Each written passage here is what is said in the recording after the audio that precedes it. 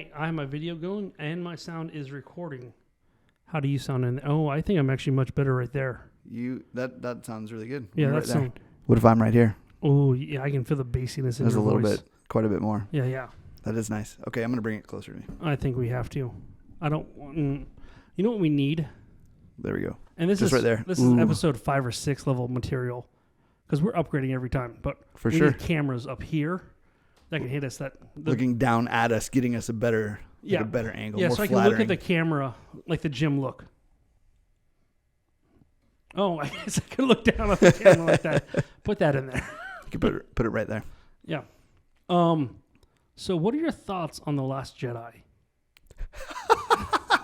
You're just going right for it. I'm going right for it. Jumping right into it. Because this might be our biggest disagreement ever. Okay, maybe not ever. I might be overselling that particular one. Those are big words. When it comes to The Last Jedi, I liked it. I liked the movie. There was a lot that I liked about it. The worst part is the people on the actual Spotify aren't going to see the disgust in my face. The disappointment. The disappointment, yes.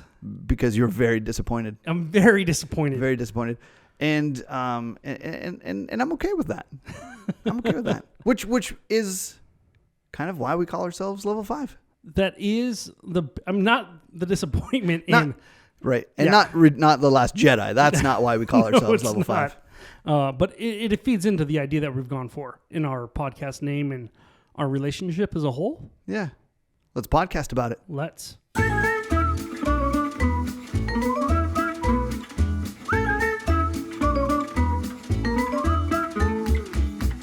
There's so much more voice. Nope.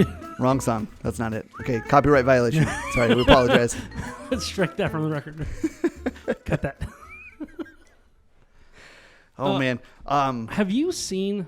I know that this isn't our podcast and this probably won't be recorded, but it's on my brain, so I'm going to say it to you. Say it. The Always Sunny podcast. Have you watched it on Spotify? Because you can actually watch the...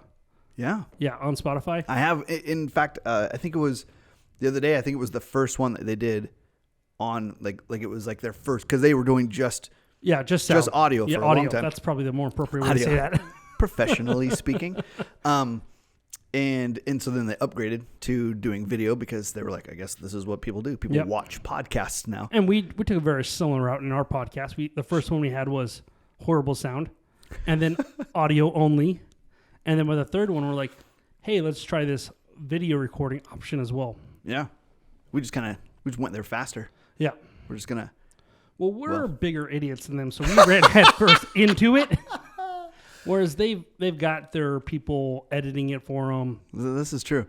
And, they've got their fan base. And so they're like, hey, it doesn't matter. We can just kind of do whatever. And we are a little bit delusional in our fan base and thinking like, oh, this is what our people want to see. My mom, your mom, the boys. Yeah. Yeah. Yeah. I mean, I think we'll get there. Yeah. But it's definitely not. I am looking forward. Built-in fan base, yeah. Yeah, for sure. I am looking forward to going back to these episodes and hopefully having that like, man, look how poor the production was. Look how far we've come. Yeah, for sure. I'm looking forward to those days. I'm looking forward to the days when we actually have to answer fan questions. Absolutely, people actually ask things that we're able to answer. Yeah, and there were enough people to ask them. Yeah. So questions about things we can't answer. Oh, no, you have something. Go ahead. Sorry. I just wanted to go back to Last Jedi. We started it. We did. I said I liked it. You were disappointed. I'm disappointed. For those of you who are watching this online, you can tell that Jeremiah is obviously like across from me as I'm pointing. He's over there. I'm military pointing to him right here because that's how you point in the military. That is presidential pointing. Yes. Military pointing. Aggressive pointing. Or there's Disney pointing, which is the 2-finger method. Oh, okay. Or flight attendant. Yeah, that's that karate chopping. Yeah, and this is aggressive. Or I want you to join the army. Yeah. Uncle Sam wants you. Yeah. Uncle Sam wants you. This is weird that we're talking about different ways to point. It's not weird. It's natural. It's a little bit our style, just to talk about something absolutely random, which then makes me think about all the different ways to salute. I don't know if you saw the same stuff in the Navy, but in the Army, they train you how to salute, right? Yep. It's part of basic 90 training. degrees. Like learn how to salute. Yep. And once you're in and you're visiting and you're traveling all over the place and you see officers from everywhere, you realize very quickly that basic training might be the last place anybody ever cared how you saluted, because it's a mess out there. It was a mess. Well, I mean, I think that like if someone was to do it, and I think I know where you're going with this. Yeah. But if someone was to like salute, like an actual salute, they would do the legitimate, right angle over the eye and stuff like that. Right. But it's all very angular. It's not sloppy. It's not wet. But you're absolutely, the second you get on a base and you have to salute 30 people in a row, you see so many different salute styles. Oh man. You have the eye patch. That's one of my favorite. The tomahawk right here, just right here, just like whoosh, just right there. Yeah, it's crazy. Just there was a show. Do you remember the show a long time ago? It was a British show. Oh man, I want to say Red Dawn, but that's not it at all, because that is something else. It is called Red Dwarf. No, I don't remember that one. It is all about this space crew, obviously out in space. Okay. This one guy gets in trouble. He gets put in stasis. And, but then like this nuclear issue happens and then everybody dies on the ship.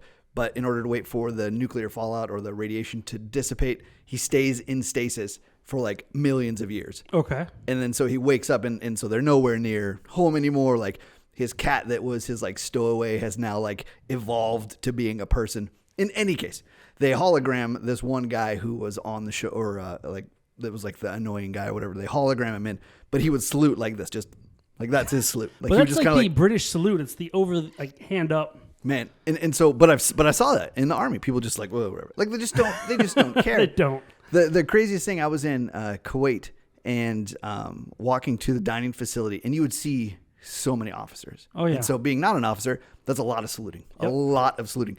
And so you learn really quick that if you just carry something, as long as you're holding on to something, you can just kind of do the, sir. Like you can do the nod, be like, oh. You can acknowledge. Like I'm carrying something. Sorry Yep. about that. Except for one time, I was almost to the dining facility and I had my hands full of whatever.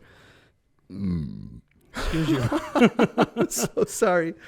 And I saw an officer come by and I was like, sir. And he was like, whoa, soldier. He's like, what's going on there? And I was like, I'm sorry. He's like, you're not going to salute me? And I was like, no. My hands are full. He's like, you had better find a way to put that stuff down and salute me. And I just thought, what? Man, this has got to be your first day here, because it's his first day, or he must have had a bad day. His wife didn't salute him. I don't know. So actually, I remember it was actually food. I was carrying my own food, and so I was like, all right, and I just set it down in the dirt so that I could salute him. And he's like, remember that next time. I was like, carry on. Fantastic, thanks, man. There was another time. Sorry. No. That's right. I was coming in a place and there was just, I was like officer after officer, and so I'm like, sir, and an officer passed me on the other side, and I wasn't there because they were all on this side. So I'm like, right, that's like this, and then one came on this side, and so I just was like, sir, and I switched hands, and I was like, and nobody said anything. Like nobody thought that was weird at all, and I was like, all right, that was pre-dab.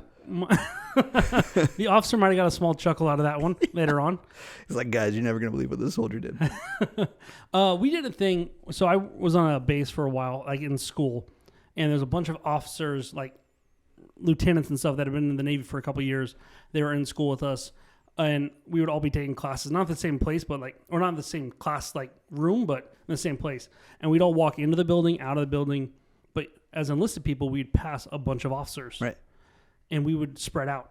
We would purposely spread out so that the officer would have to salute every single one of us. Right. Now, an officer doesn't have to, but when you're that new, you kind of think just, I got to salute. Right. Like, we get so mad, and we thought it was the funniest thing because they had to salute everyone. But I did also appreciate there was one time, because when you're in the military, you assume the highest rank of the highest person that you're with. Okay. So we were with an officer. We were with like a female officer doing something, and I think she was like a lieutenant commander. And so, like, lieutenant junior grades were saluting her, but because we're in her, like, little entourage, they technically were saluting us as well. So it's fun to be like, as you were, sir. It's fantastic. It was so good. Oh, man. There are definitely some fun times in the military. Like, like, while I was in it, I don't think I had a ton of fun. But looking back, like, there were some pretty great moments.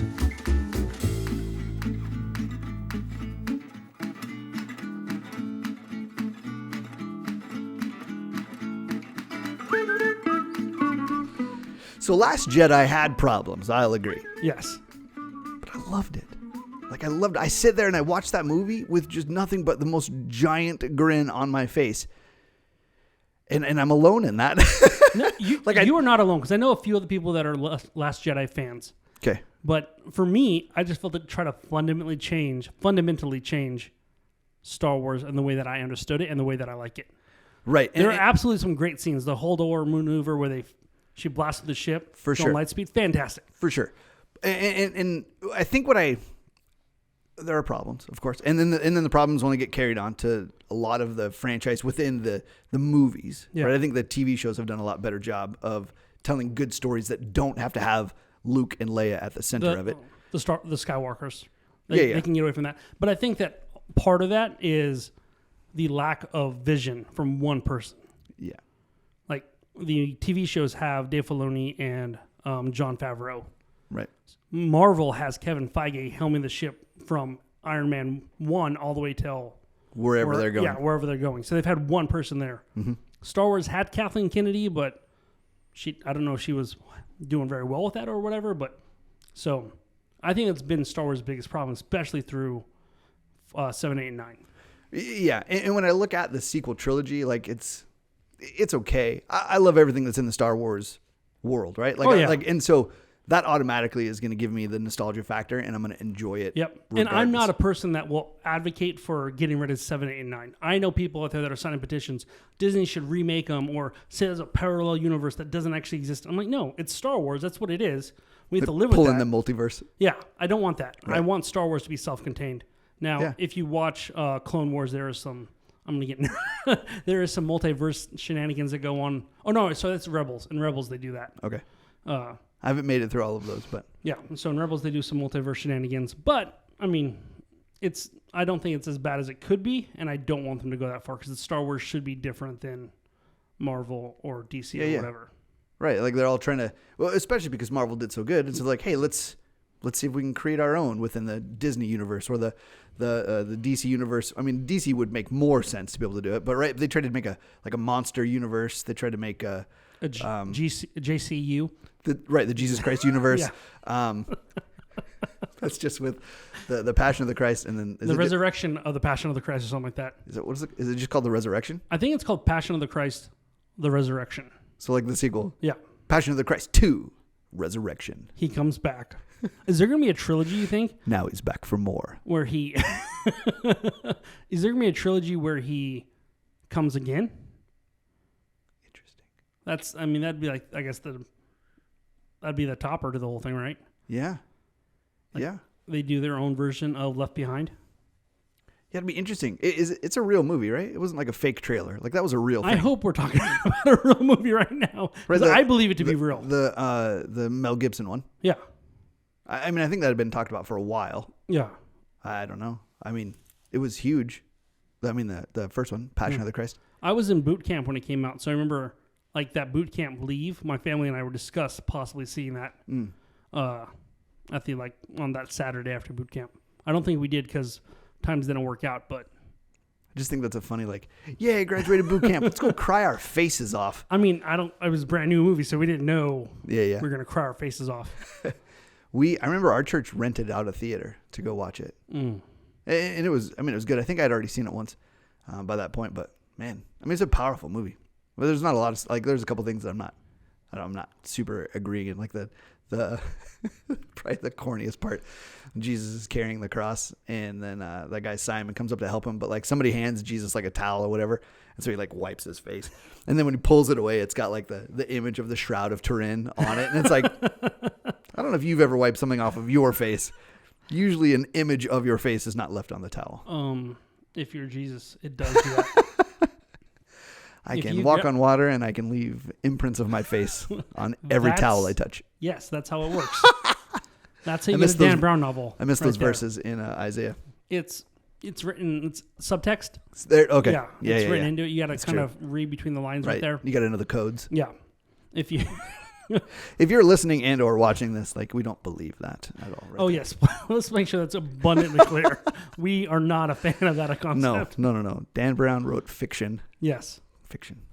fantastic. I remember when Dan Brown's like those books came out, and my non-Christian friends were like, "Oh, these books are so good," and then I had a lot of Christian friends and family that are like, "Those books are the devil," right? And I was like, "What? Like, what makes them like horrible books? If you know they're fiction, right? Then who cares?" Right. Same thing with that book, The Shack. Okay, I've never read The Shack, but I know the basic premise of it. Right. So this guy, his daughter dies, or at least goes missing, and then he just goes through this really like dark, depressing time. I think as most parents would. I only assume that if I have a kid die while I'm still alive, I will for sure. But then he gets visited, or he shows up. He goes to the shack where they believe that she died, even though there was no body. And he's visited by, or he finds that God is there. Okay. And God is portrayed as a large black woman who's in the kitchen a lot. Okay. Very, very like very tender and caring and all that kind of stuff. The Holy Spirit is portrayed as like I don't know why everyone was a woman, an Asian woman that was out in the garden, like just gardening. Very interesting. Okay. And then he ends up meeting Jesus, who was a Middle Eastern man. I think it was like wherever he saw him was like down at a dock or something like that. But he looked like what a carpenter would be. Anyways, he goes on this kind of like exploration of himself and his relationship with God, and so it was just taking the Trinity and separating them out into their personalities and having him interact with them. And I thought it was good. I mean, it was like well written. It was emotional. I found myself. I was actually reading that book on an airplane, hiding myself because like I'm like I'm just trying. I don't want anybody next to me to know that I'm bawling my face off. I watched, not to get off the track too much, but I watched That's not our style. I watched The Notebook on the ship in the Navy. Yeah. And I was like, my curtains were shut. I was like, no. Please don't hear me.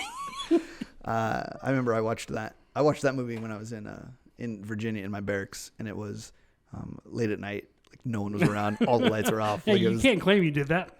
I don't know why I'm claiming it now. No. But anyways, The Shack. And so, but it was like well written. It was very emotional. This guy, this guy trying to really wrestling with this idea of like, why God? Like, why did you let this happen? And so I thought it was great. But I also knew that that's not how God works. Like I knew that God's not these three different personalities. God is not a black woman who spends all of her time making pies. Like I know that based on what Scripture says, right? And I know that the Holy Spirit is not an Asian gardener, and I know that Jesus was probably the most accurate. But it's all God is one. God is not these three different people hanging out, and so I knew that going in. So I was able to just enjoy the book as just a really well written story, without it becoming like theology forming.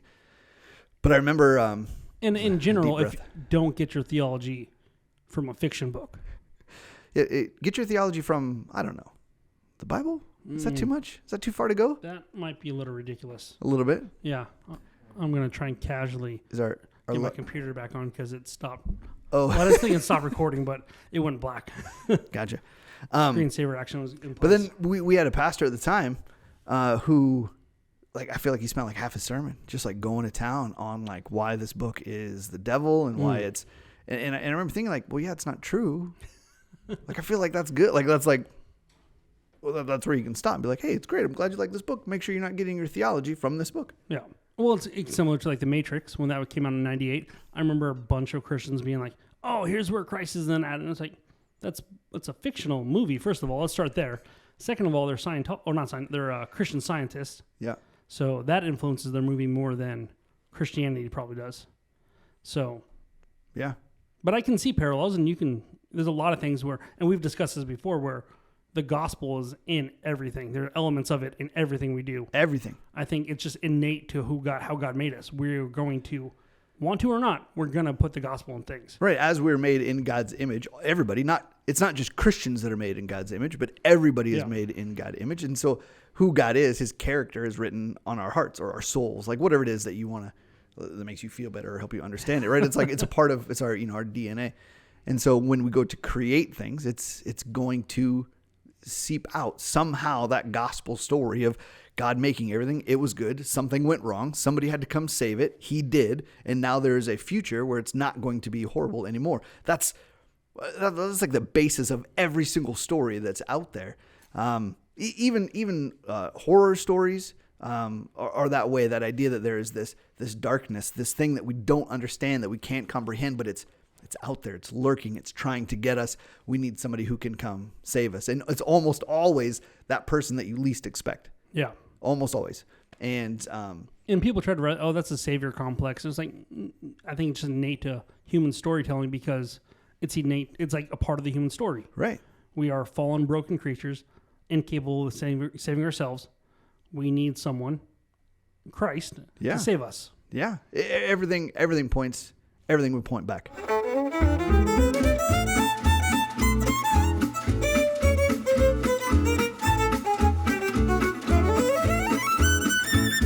Now, I don't want to get too far because we did promise our listeners we are going to discuss level 5. And level 5. We've done 20 minutes now. I've not discussed. We started with it in the most overall, over like minimal terms, but we have not actually discussed how we got to level 5 and what it means. And I know that people are dying to know. I think one of our listeners, by the name of Javen, because he wrote his name on there, as he answered the question. Yep. He is dying to know. Even though I spoke with Javen, and he was like, I already know the answer, but I was just trying to help get things along. Javen, in the future, just play along, please. He did. I mean, because he wrote, for those of you who are watching, you can click back on the last one. Or was it on? Yeah, it would be on the last one. Yeah. There's that question on the Spotify that says, what do you think is level 5? Yeah, what do you think level 5 is referencing? Yeah. And so he said, your relationship. That's what he said. That was his answer. And would you agree with his assessment? Yeah. You and I are on level 5. Yes, we are on level 5. Absolutely. I'll let you go ahead and take your drink right now, so I'll fill in some airtime with this. But you and I are level 5, but it's not just our relationship. Any relationship could, in theory, get to level 5. Right. We take this level 5 from the concept of the 5 levels of intimacy, which you did a whole series, or was it a series or a night? It was just one night. We were teaching the. I probably did it with high school and junior high, I think. It must have been junior high. Because what we're going to say in a little bit. We'll talk about that because that's part of the story, I think. Otherwise, we probably would not have... This name would not exist if it weren't for that night. No, it would not. We'd have some other name for our relationship /podcast. I feel like we keep pausing through this. It's going to sound like... We should just say what it is. Otherwise, people are going to jump to all sorts of conclusions. We did it during a love, sex, and dating night. So LSD. It was like LSD, absolutely. It's very common in Christian churches to have an LSD night or like series, usually around February 14th. Not a night where you do LSD. We'll be clear about that. Well, absolutely. We're gonna have a couple students. What's LSD? I know that question's gonna come. Yeah. And you're gonna have to explain to their father that you said that on the radio. Yeah, that was on a different night when we were talking about desires of the flesh. And guys. Well, that's a story for another time for sure. Another podcast. So on this night we were going through the different levels of intimacy to talk about just relationships. Like how do relationships work? How do they progress? Right. And this isn't just like a Christian idea. This is not society. Sociology. Social. Yeah. It's a social idea. Yeah. It's just the way that relationships develop. And so if you Google it, you'll find anywhere between 3 levels of intimacy to 20 levels of intimacy, depending on where you want to break them down. But what we did was just, we did 5. We went through 5 levels of intimacy. And a lot of it has to do with communication, how you talk to the other person and what you share based on the amount of risk involved. And I think just to kind of preempt the question that will probably happen, it's not a physical thing. It's not a physical thing. That was the biggest thing that we needed to get across to the students too. Yes. You can be intimate with someone and not be physical. Right. Intimacy has to do with knowing somebody and being known. Right. And so that was like a hard that was like a that was like that's a Pentecostal church right there. Like, say it, preach it. There are times when I'm in the back of the church, I'm like, it's just amen. And I'm like, wait, did someone hear me say that? We need more of that.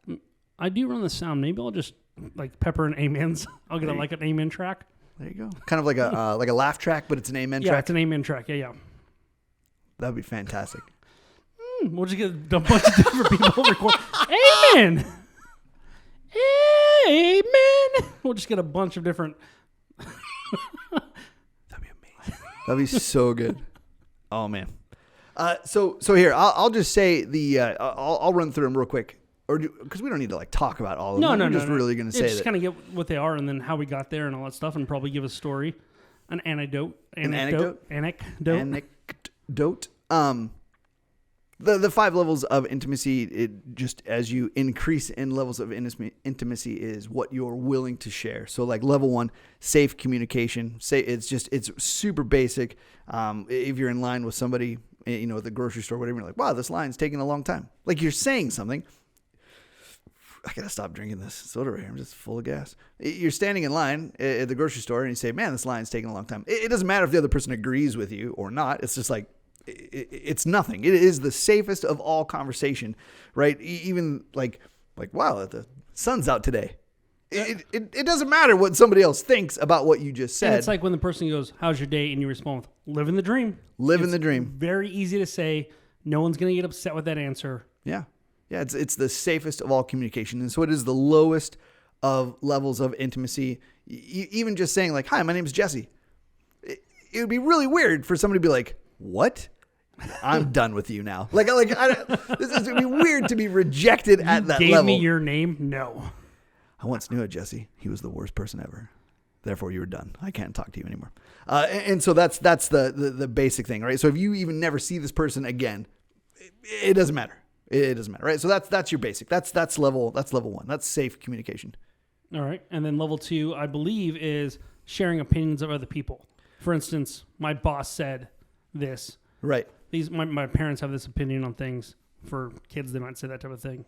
Right. Or if I was talking with some friends and they were talking about Star Wars, The Last Jedi, and they'd be like, my friend Jeremiah hates that movie. Right. And so I'm judging or I'm basing like how well I can share of myself based on how the people I'm interacting with, what they feel about somebody else's beliefs. Right. So even if they disagree, I could be like, well, yeah, right. I know Jeremiah's crazy. Like it was a great I don't movie. believe that, but Jeremiah does. Let's right. judge him. Totally. And so even then, like, there's very little risk of somebody, gosh, what am I trying to say? You're not being vulnerable. You won't be hurt by that because you're expressing someone else's opinions. For sure. There is zero vulnerability. Maybe a little bit. Like if I really like Jeremiah. And so if someone was like, well, yeah, Jeremiah's an idiot, I'd be like, oh. Sucks to be Jeremiah. I don't like him either. I like Jeremiah. Yeah. There we go. So that's 2. That's it. That's level 2, right? Yeah. Yeah.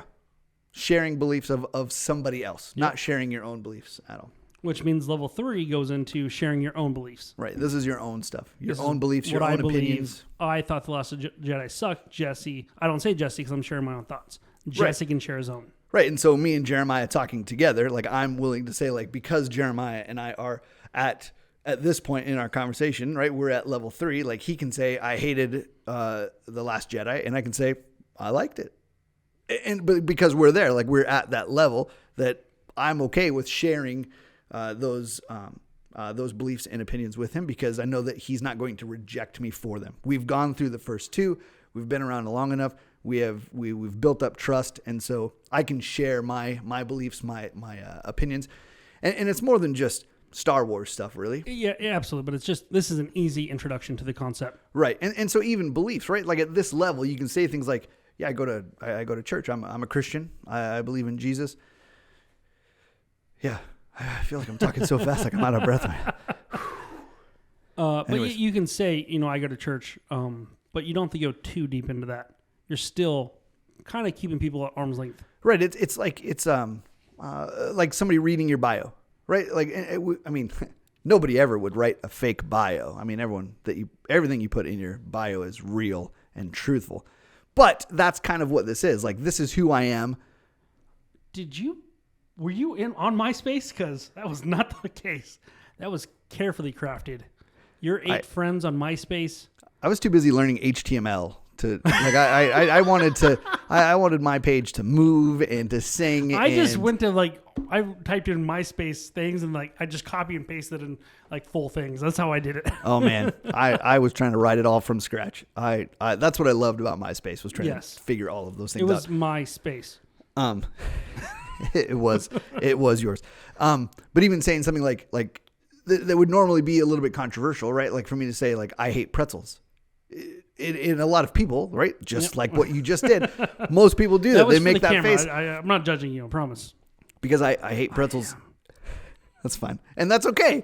I'm okay with you thinking that that's weird that I hate pretzels. But I do. I'm just not a fan. And so that's a level 3 kind of thing. Like I'm able to say some of my likes, my dislikes without fear of being rejected. And then level 4, we can do like expressing our own feelings or experiences on things. We get a little deeper. We talk about more of how, like, I felt this. I didn't like this. Right. Yeah. As well as even like your failures. Like here are some things that I've done wrong. Here's some things that I regret. Here are, where I've made mistakes in my life.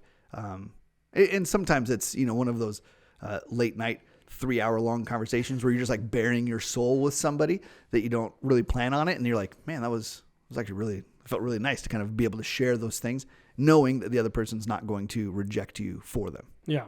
And this is typically if you're going to be in a dating relationship with someone to get married. I would say this is when you're starting to share these things, that's when you're investing into that person and you're considering, oh, do I actually want to marry them? Right. Like this should be the stage where that is starting to enter your brain. Right. If you try to do that at 1 or 2 or 3, it's a recipe for failure. Right. And we can share in just a moment why we were talking about these, because romantically speaking, right, if you were to just base all of these on the conversations that you had, right, this would be the conversation. Yeah. This would be the type where you're like, okay, I think I can spend the rest of my life with this person. Yeah. But a lot of people don't really even make it this far because of sex. Yeah. And so that's kind of why we were bringing this up, because especially as junior hires and high schoolers now, which, I mean, even junior hires, that's when sex is starting to get introduced. Sex has a way of limiting your ability to progress into the next level of intimacy, because anytime that you're starting to feel vulnerable or you're starting to feel rejected, because sex creates those chemicals in your brain, the feel good feelings, the endorphins and the dopamine, all of those things, right? And so you just have sex, and then you're like, oh, we're good. And it limits it, but it also makes you think that you're skipping. And it makes you think you're way further than you are, because you're feeling that closeness, right? That's the way that God designed sex, for you to be united to your spouse. And so you do that, so you have sex, and then it makes you feel like you're more intimate than you are. And so you're like, we're ready for sex, or we're ready for marriage, because I feel close to you. I feel intimate. Yeah. And so that was the reason that we were talking about this. But without sex, keeping sex out of it, you're just talking about feelings and emotions and vulnerability.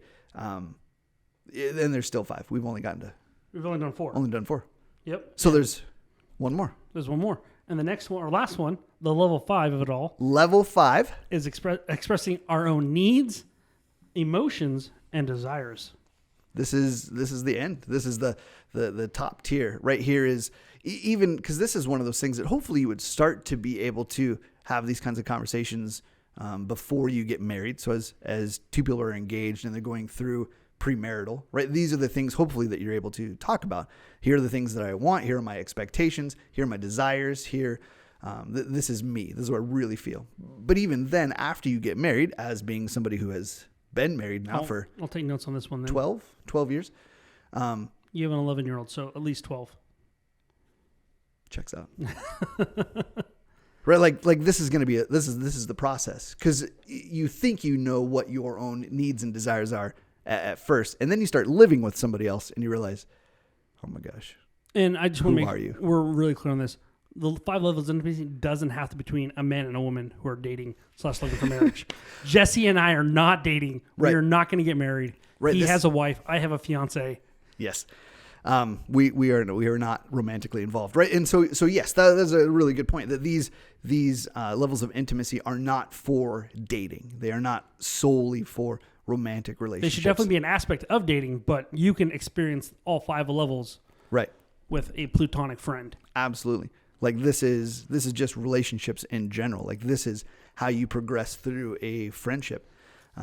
You may find that as when you're young, you may have had a friend that you were able to share everything with, but you almost went through them so fast that all it took was like one sharp disagreement or one thing to happen that just didn't sit right, and you're like, well, that's it, and then you're just able to cut that off. I mean, I think going through junior high and high school is like that typical age where friends come and go. Yeah.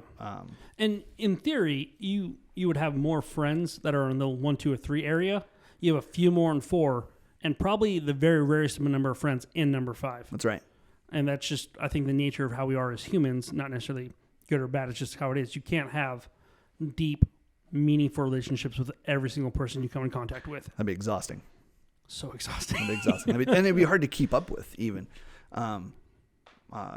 Most people that have like, and I think that we're all kind of built that way to have these deep relationships where we are fully known, right? Because that's what level 5 is like somebody knows me, like really knows me, knows everything that's in here.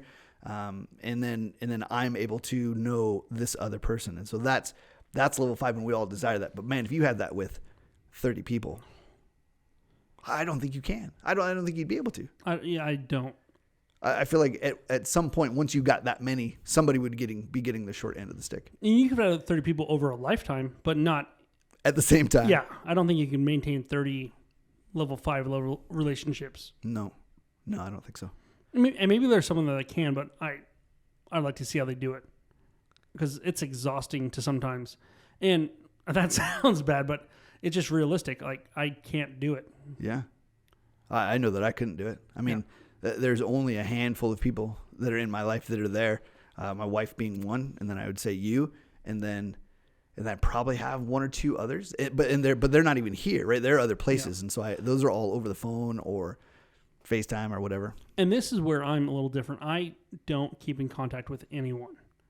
If you're not in my immediate presence, like, I don't keep in contact with you.